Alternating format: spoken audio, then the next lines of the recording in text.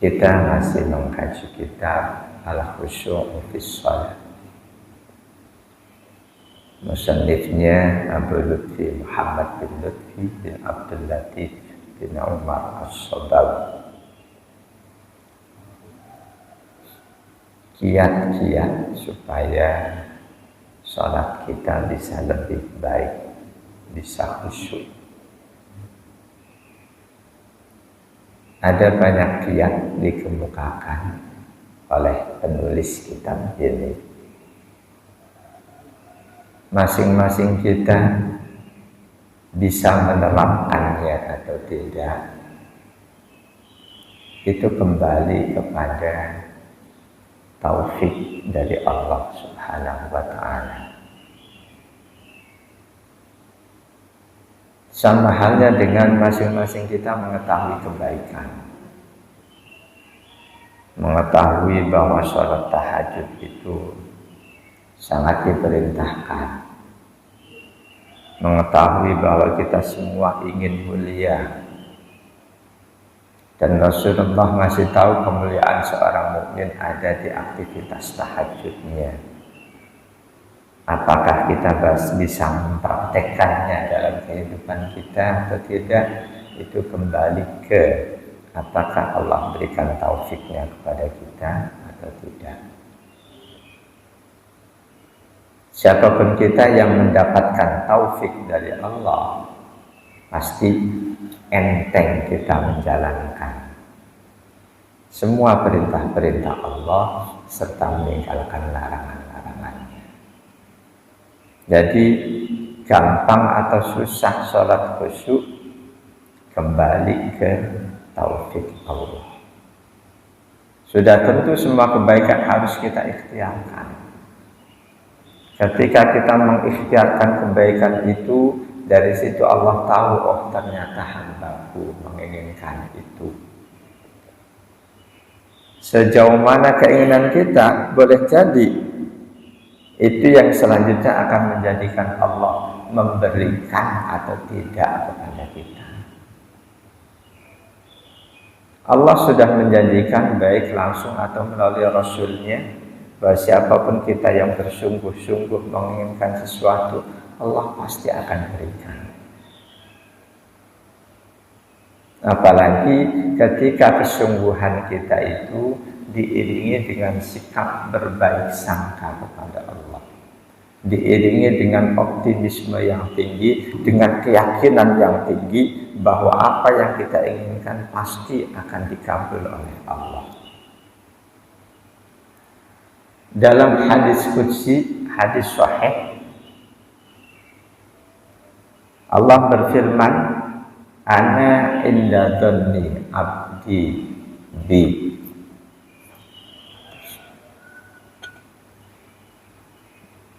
Aku akan selalu memberikan sesuai dengan apa yang diyakini oleh hambaku terhadapku.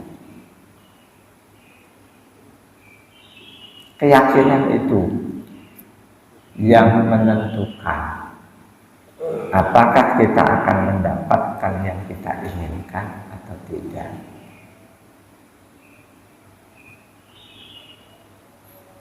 Nah, kiat berikutnya, aqlil minal harakati fis shalah.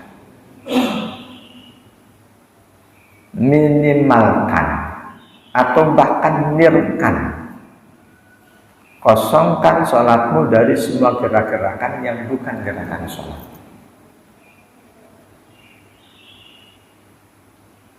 Kosongkan dirimu dari melakukan gerakan-gerakan yang bukan gerakan sholat.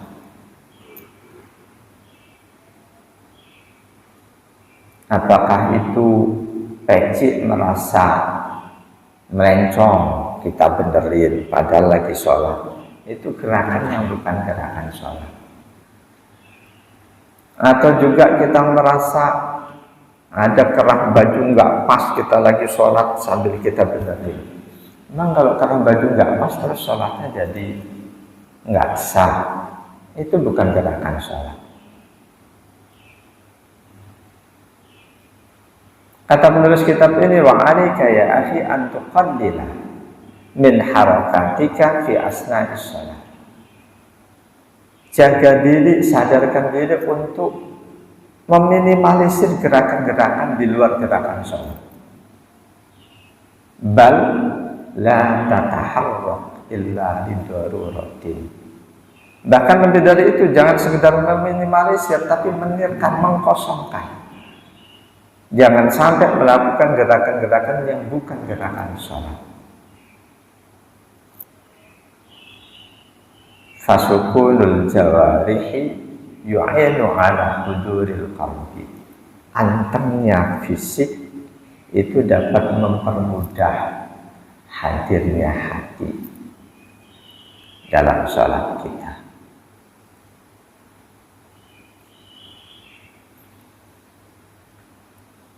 Ada beberapa hal, gerakan apapun yang bukan gerakan sholat sebaiknya jangan kita lakukan dalam sholat. Namun ada 4 gerakan setidaknya yang oleh Rasulullah sangat tidak disukai dilakukan oleh umatnya di dalam sholat. Jadi gerakan apapun yang bukan gerakan sholat jangan dilakukan. Namun ada 4 gerakan yang oleh Rasul benar-benar tidak diinginkan. Bahkan ada di antaranya yang Rasul gunakan bahasa yang keras. Nah, gerakan-gerakan itu yang pertama, kita sholat mata melihat ke atas. Ini oleh Rasul dilarang banget ini. Ada enggak kira-kira? Coba iseng, jangan iseng, perhatiin kalau kita lagi nunggu sholat, saudara kita lagi sholat sunnah, perhatiin. Ini oleh Rasul sangat enggak disukai, sholat matanya mandang ke atas. Apa kanan kiri, nggak disukai banget oleh Rasul. Nggak sukanya beliau disertai dengan kalimat ancaman. Yakin mereka yang sholat matanya ke atas, lengok kanan kiri, itu nggak khusyuk. An Qatadah radhiyallahu anhu anna Anas bin Malik haddatsahu, dari Qatadah radhiyallahu anhu, seorang sahabat Nabi, beliau menerima hadis dari sahabat Anas bin Malik. Sahabat menerima hadis dari sahabat yang lain. Tidak banyak sahabat yang terima hadis langsung dari Rasul.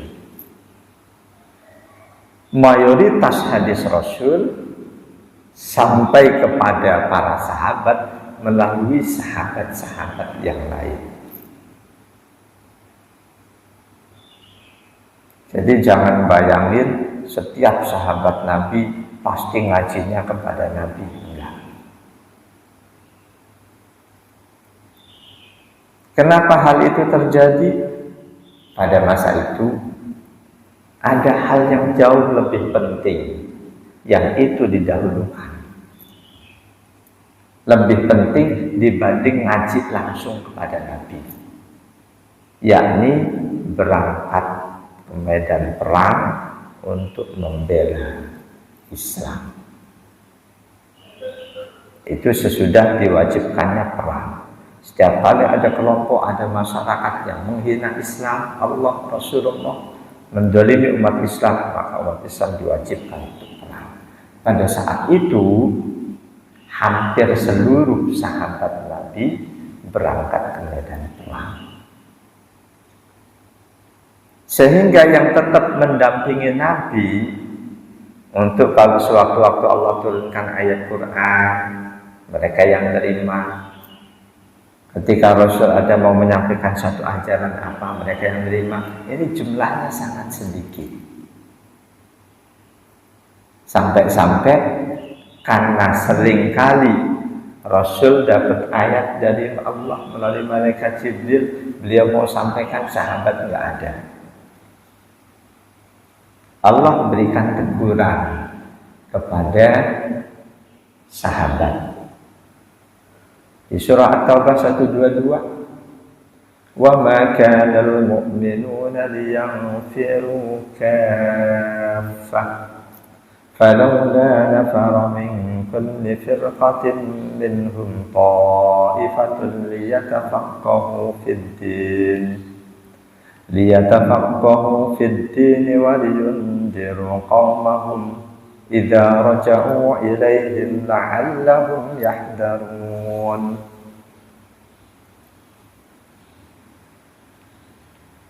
وَمَا كَانَ الْمُؤْمِنُونَ لِيَنْفِرُوا كَافَّةً. Tidak semestinya seluruh orang yang beriman berangkat perang.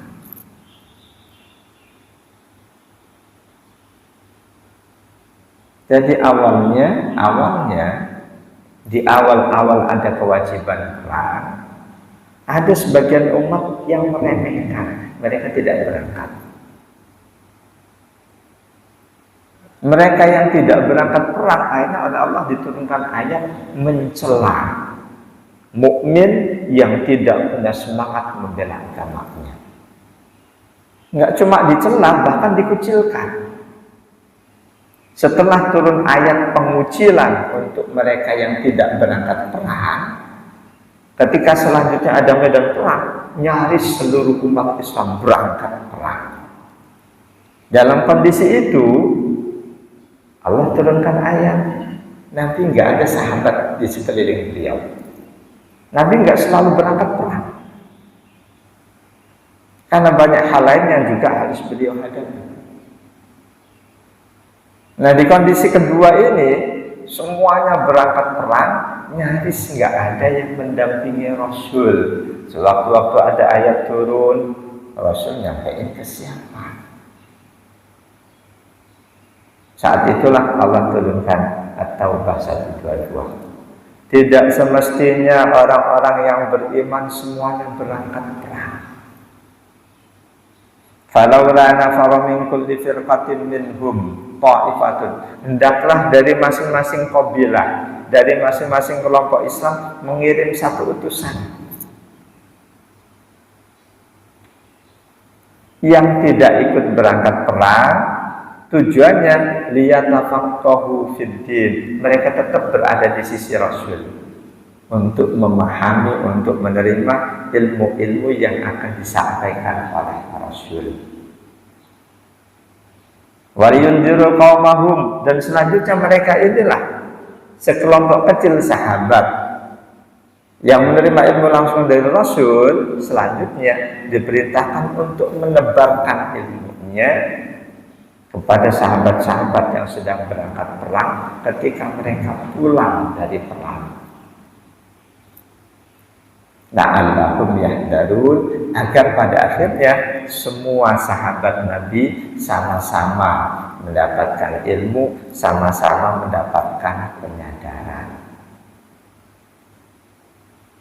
Jadi mayoritas sahabat Nabi menerima hadis tidak langsung dari Nabi, melainkan dari sahabat yang lain. Termasuk di hadis tentang ini, tentang betapa ketidaksukaannya Rasulullah Shallallahu Alaihi Wasallam kepada orang yang ngerjain sholat matanya memandang ke atas.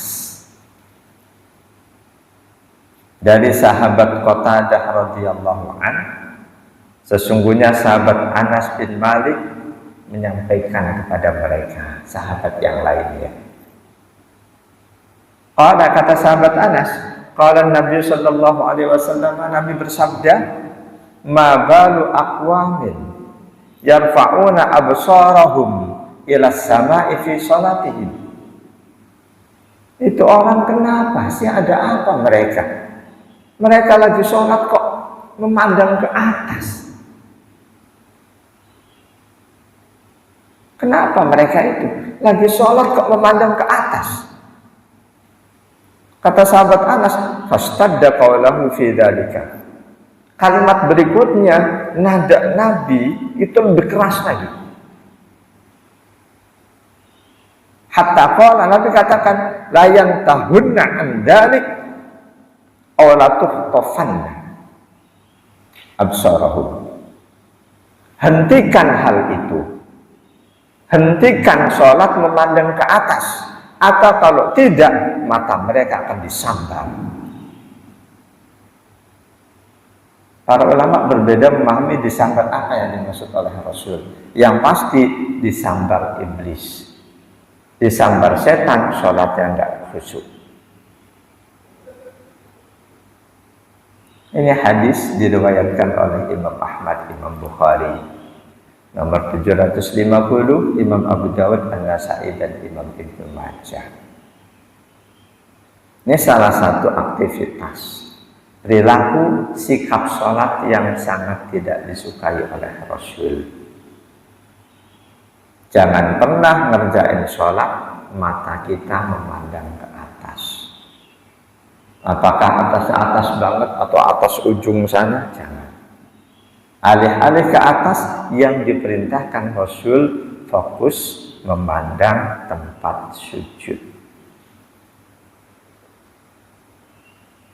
Dimanapun kita berada, termasuk kita ada di sekeliling Ka'bah, kita sholat memandang bagian atasnya Ka'bah, dan ada burung lagi nangkring di atas, itu tetap nggak disukai oleh Rasul. Atau memandang ke depan, kita perhatiin detail tulisan Ka'bah itu apa aja sih? Makruh. Walaupun di sekeliling Ka'bah, tetap sunnahnya memandang tempat sujud. Bahkan dalam hadis sahih dikisahkan ketika Rasulullah SAW sholat di dalam Ka'bah, beliau tidak memandang ke depan. Tidak memandang ke dinding Ka'bah, tapi memandang ke tempat sujud. Ini sikap pertama dalam sholat yang tidak disukai oleh Rasul. Sikap yang kedua, gerakan sholat kita